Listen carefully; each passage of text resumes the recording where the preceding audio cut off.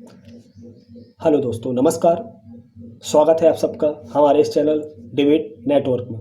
दोस्तों, आज की डिबेट होने वाली है न्यूज़ 18 इंडिया टीवी नेटवर्क की तरफ से, जिसमें आपको देखने को मिलेंगे रिजवान अहमद सर, माजिद हैदरी, अमीश देवगन और कुछ कांग्रेस के प्रवक्ता। दरअसल हुआ ऐसे कि जैसे ही कर्नाटक चुनाव के लिए घोषणा पत्र जारी किया गया, तो कांग्रेस ने उस घोषणा पत्र में सीधा कह दिया कि हम बजरंग दल को ही बैन कर देंगे, और बहस भी इसी बात में है। देखिए कैसे माजिद हैदरी और रिजवान अहमद के बीच में बहुत ही तीखी बहस हुई इस चीज़ को लेके। डिबेट बहुत ही ज़बरदस्त होने वाली है। आप लोग डिबेट का मजा लीजिए, और हाँ, चैनल पे अगर नए आए हो तो चैनल को सब्सक्राइब करके वीडियो को लाइक ज़रूर करें।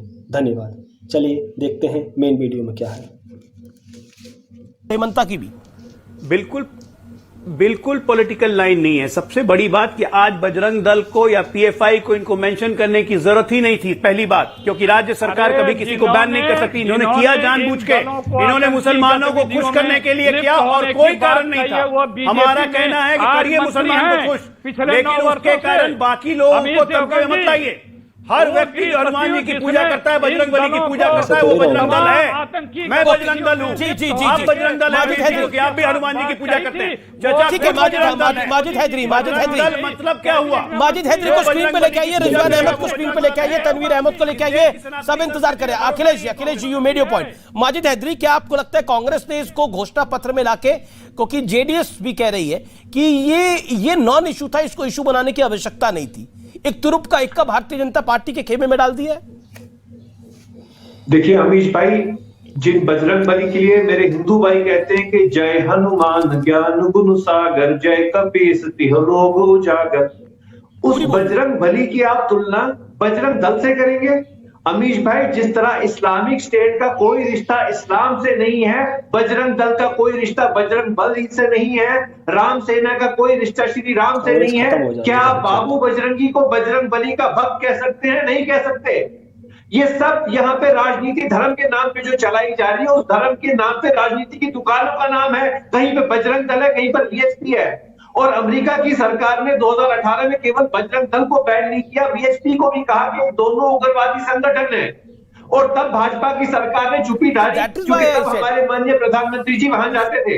ये धर्म के नाम पे राजनीति की दुकानें चल रही हैं, दुकानें बंद होनी चाहिए। इस देश को बजरंग दल मुक्त बनना है, इस देश को नहीं, बिल्कुल, मैंने ओके प्यार और मोहब्बत से रहेंगे। लेकिन उसी अमेरिका के प्रेसिडेंट ने यह भी कहा था कि कट्टर इस्लामिक आतंकवाद को एलिमिनेट करना है, और उस विचारधारा को जो पनपाता है उसको भी एलिमिनेट करना चाहिए। उससे भी आप सहमत है? देखिए, हम तो कह रहे हैं जो हो रहा है, जहां पे भी आतंक है, जिस रूप में है, उसको आतंक को खत्म करो। इस देश में बजरंग दल मुक्त होना, वीएचपी मुक्त होना जरूरी है। प्यार मोहब्बत, वीएचपी का क्या लेना देना? Okay Rizwan Ahmed, okay Majid Haidari, you made your point. Majid Haidari, you made your point. Majid ji, you made your point. Majid Haidari, you made your point. You made your point. That is why I said, Rizwan Ahmed, it is a western concept. Banning Bajrang Dal, banning VHP is a western concept. Amish भाई, 2 minute जी 60 second दे दीजिए। जी 60 second दिया आपने। अरे चुप रहो यार। माजिद हैदरी शांत, अब आपने अपने वक्तव्य को रख लिया। अमीश भाई, कर्नाटका में कांग्रेस का चुनाव अच्छा खासा चल रहा था, करप्शन इशू था, एंटी इनकम्बेंसी इशू था।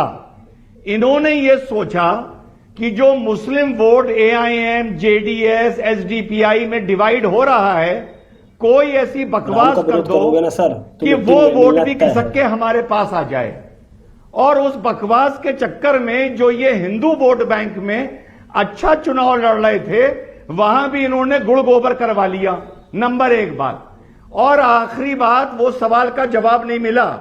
बजरंग दल पे बैन हो या ना हो, मुझसे मतलब नहीं।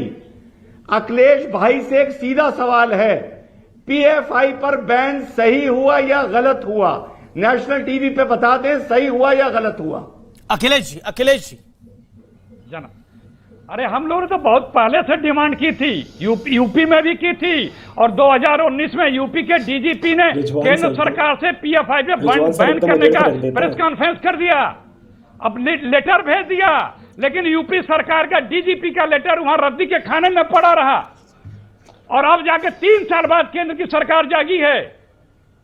हम लोग तो पहले से कह रहे हैं, जो भी लिप्तता पाया जाएगा जो भी गुण दोष के आधार पे उसकी जांच के अनुपात में उसके ऊपर हम लोग दंड की बात करते हैं, चाहे जो हो। ठीक है रिजवान अहमद बोलिए। यूपी सरकार ने 19 से भेजा ठीक है, 20 सेकंड रिजवान अहमद। मैं पूछ रहा हूँ रिजवान भाई, यूपी की सरकार ने यूपी के डीजीपी ने 2019 में पीएफआई को बैन पॉइंट बाय अखिलेश सरकार को लेटर भेजा था कि नहीं भेजा था? जवाब रिजवान कह रहे पीएफआई पे बैन होना चाहिए। अखिलेश प्रताप सिंह कह रहे पीएफआई पे बैन होना चाहिए। यूपी के डीजीपी ओपी सिंह बैन करना चाहती थी।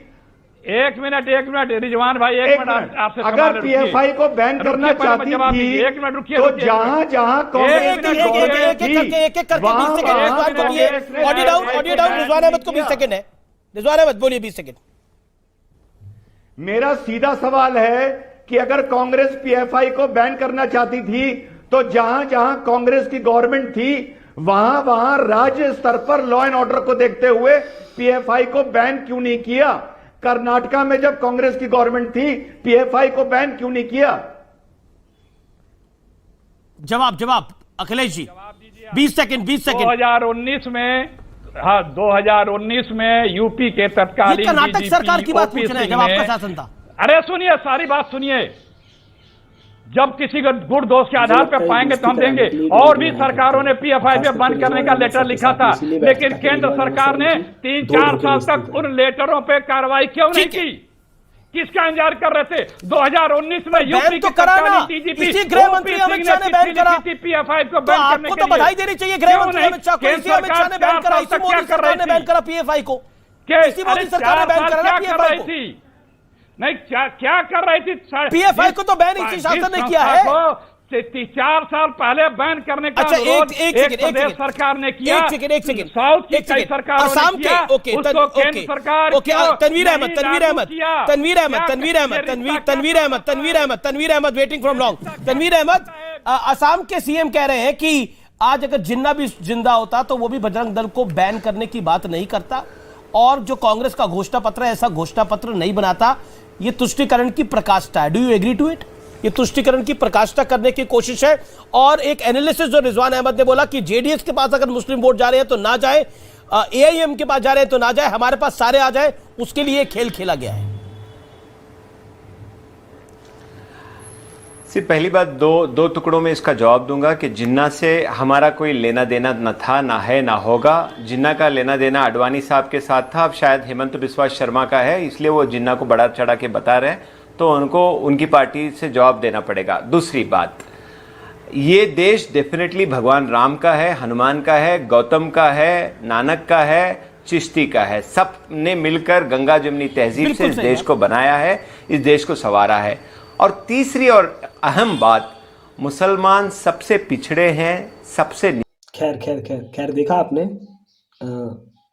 कांग्रेस को तो, कांग्रेस हो या कट्टरपंथी वामपंथी जो भी हैं, इनको तो वैसे भी हजम नहीं होती हैं चीज़ें। इसके साथ साथ कांग्रेस का मैं चरित्र एक चीज़ देखता हूँ कि मुस्लिम तुष्टीकरण इस लेवल पे, इस स्तर पे मुस्लिम तुष्टीकरण आप कर रहे हो कि आप चुनावी घोषणा पत्र में किसी संस्था को, खास करके वो संस्था जो देश के लिए काम कर रही है, जब महामारियों का दौर आता है या देश में कभी संकट आता है, तो जो भी हमारे सामाजिक संगठन हैं, चाहे आरएसएस हो, बजरंग दल हो, ये सारे तुरंत आते हैं, समाज में अपना योगदान देते हैं। और कांग्रेस को देखो अपने घोषणा पत्र में ऐसे चीज़ों को इंक्लूड कर रही है कि हम इनको विन कर देंगे। मुझे लगता है कि ऐसी हरकतों से ही ये दफन होते जा रहे हैं। 50% 60% तो हो चुके हैं, जो 10-20-30% बची हैं इनकी कहानी, वो भी इनकी बहुत जल्द कहानी खत्म हो जाएगी, क्योंकि इनके नेताओं पे ना तो ज्ञान है, ना इन्हें राजनीति का अनुभव बचा है कि कैसा काम करना, वो जुल्म कुछ भी बोले पड़े। बाकी अपने रिजवान अहमद सर हैं ही जो कट्टरपंथी मौलाना हैं, उनको सबक सिखाने के लिए, उनको सही ज्ञान देने के लिए। खैर, आप लोगों को कैसी लगी ये डिबेट हमें कमेंट बॉक्स में ज़रूर बताइएगा। और अगर चैनल पर नए आए हैं तो चैनल को सब्सक्राइब करके वीडियो को लाइक भी कीजिएगा। मिलते हैं आपसे किसी न्यू रिएक्शन के साथ, किसी न्यू वीडियो में। तब तक के लिए जय हिंद।